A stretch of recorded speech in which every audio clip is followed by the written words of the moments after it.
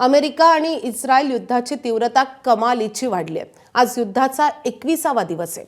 युद्धात आतापर्यंत 1444 हून अधिक इराणी नागरिकांचा मृत्यू झालाय, तर इस्रायलच्या हल्ल्यात लेबनॉनमध्ये 1000हून अधिक लोकांनी प्राण गमावले। तेल आणि नैसर्गिक वायू साठ्यांवरील आणि प्रकल्पांवरील हल्ल्यांमुळे ऊर्जा संकट अधिकच गडद होते। कच्चं तेल आणि नैसर्गिक वायूच्या किमती गगनाला भिडण्याची शक्यता आहे। इराणनं इस्रायलवर आणि आखाती देशातल्या अमेरिकेच्या तळांवर रात्रभर मारा केलाय। इराणनं ऑपरेशन टू प्रॉमिस 4 अंतर्गत हवाई हल्ल्यांची तब्बल 66वी खेप सुरू ठेवली आहे। अमेरिकेच्या तळांवर आणि इस्रायलवर मारा करताना इराणनं 5 मोठ्या आकाराच्या आणि तीव्र अशा क्षमतेच्या क्षेपणास्त्रांचा वापर केल्याची माहिती समोर येते।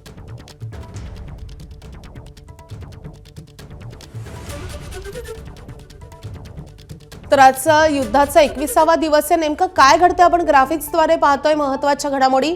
मी जिवंत आहे, इराण बर्बादीकडे चाललाय, आम्ही जिंकतोय असा दावा बेंजामिन नेतन्याहू यांनी केलाय।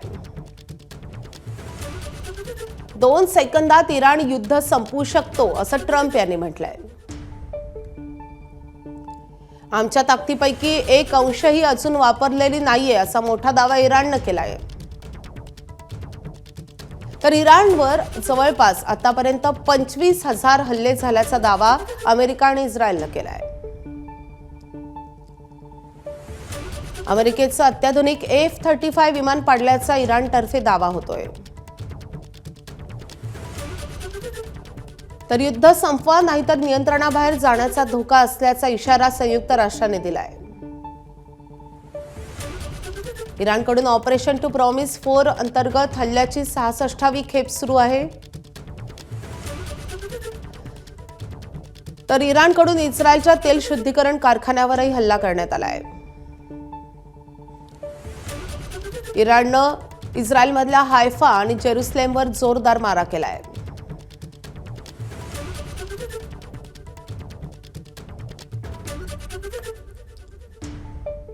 तर अमेरिकेकडून इराणवर सुरू असलेल्या लष्करी कारवायांचा खर्च आतापर्यंत जवळपास $2500 कोटी पेक्षाही अधिक झाल्याची माहिती मिळते। पेंटागॉनच्या अहवालानुसार पहिल्या 6 दिवसात जवळपास $11.3 कोटी इतका खर्च झालाय।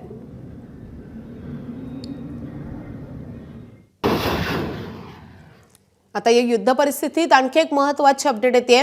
अमेरिका आता इराणी तेलावरील निर्बंध हटवण्याची शक्यता आहे। तेलाच्या वाढलेल्या किमती कमी करण्याचा आता वॉशिंग्टनचा प्रयत्न आहे।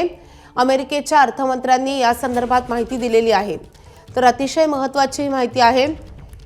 इराणच्या तेलावरील निर्बंध हटवण्याची शक्यता आता वर्तवली जाते।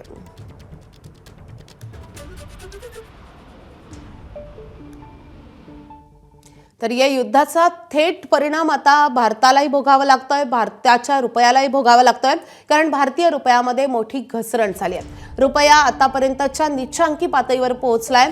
$1 आता तब्बल 93 रुपये मोजावे लागतात। इराणनं इस्रायलवर जोरदार हल्ले सुरूच ठेवलेत। इराणनं इस्रायलची राजधानी जेरुसलेमवर क्लस्टर बॉम्बनं हल्ले केलेत। काही इराणी क्षेपणास्त्र इस्रायलनं हवेतल्या हवेत नष्ट केलेत, तर काही क्षेपणास्त्रांनी लक्ष्याचा वेध घेतल्याची माहिती आहे। इराणच्या हल्ल्यानंतर जेरुसलेममध्ये जोरदार सायरन वाजत होते। जेरुसलेममधल्या बेत शेमेश भागात हानी झाल्याची माहिती आहे। जेरुसलेममध्ये एका तासात तब्बल 4 वेळा हल्ल्याची सूचना देणारे सायरन वाजलेत।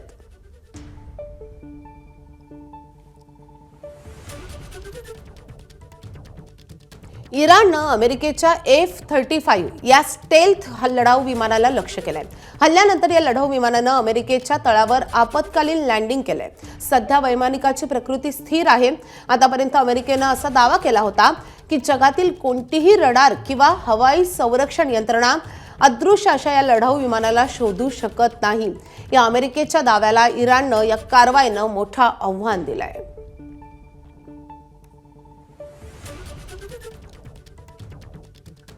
तर या F-35 विमानाच्या अत्याधुनिकतेबाबतच अमेरिकेनं जगभर कोणकोणते दावे केले होते आणि इराणनं त्यांना कसं आव्हान दिलंय आपण ग्राफिक्सद्वारे पाहूयात। तर F-35 विमान हे 5व्या पिढीचं अत्याधुनिक आणि बहुउद्देशीय स्टेल्थ लढाऊ विमान असल्याचा अमेरिकेचा दावा आहे। रडारला चकवा देण्याचं तंत्रज्ञान याच्यात आहे, त्यासोबतच प्रगत सेन्सर आणि सुपरसॉनिक गती देखील आहे. जमिनीवरील हल्ल्यांसह हवाई लढाईतही हे विमान निपुण आहे. स्टेल्थ तंत्रज्ञानामुळे रडारवर सहज न सापडण्याची या विमानाची क्षमता असल्याचाही अमेरिकेचा दावा आहे. त्यासोबतच Pratt and Whitney F-135 engine विमानाचा वेग आहे सुमारे 1960 किलोमीटरहून अधिक. अत्यंत प्रगत सेन्सर फ्युजन तंत्रज्ञानामुळे सर्वच सेन्सरची माहिती एकत्रितरित्या वैमानिकाला सादर होते. तर विमानाच्या अंतर्गत भागात क्षेपणास्त्र आणि बॉम्ब वाहून नेण्याच्या क्षमतेमुळे स्टेल्थ आकार कायम राहतो. तर या विमानाबाबत अमेरिकेनं हे सगळे दावे केलेत, ज्या दाव्यांना आता इराणनं खोडून काढण्याचा चंगच बांधलाय. तर या आखाती युद्धाबाबत अमेरिकेनं एक मोठा दावा केलाय. गेल्या 3 आठवड्यात इराणवर 24,500हून अधिक हल्ले केल्याचा अमेरिकेचा दावा आहे. अमेरिकेचे 16,000 तर इस्रायलकडून 8,500हून अधिक हल्ले झाल्याचा दावा आहे. अमेरिकन लष्करानं 7,800 ठिकाणी कारवाई केल्याचंही अमेरिकेनं म्हटलंय आणि इराणी नौदलाच्या 120हून अधिक युद्धनौका बुडवल्याचाही अमेरिकेचा दावा आहे.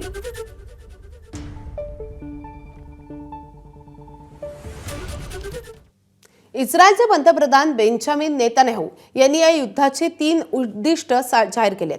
इराणला अण्वस्त्रधारी राष्ट्र बनवण्यापासून रोखणं, बॅलिस्टिक क्षेपणास्त्रांचं संकट टाळणं आणि इराणच्या जनतेचं स्वातंत्र्य यासाठी हे युद्ध सुरू असल्याचं नेतान्याहू यांनी म्हटलंय.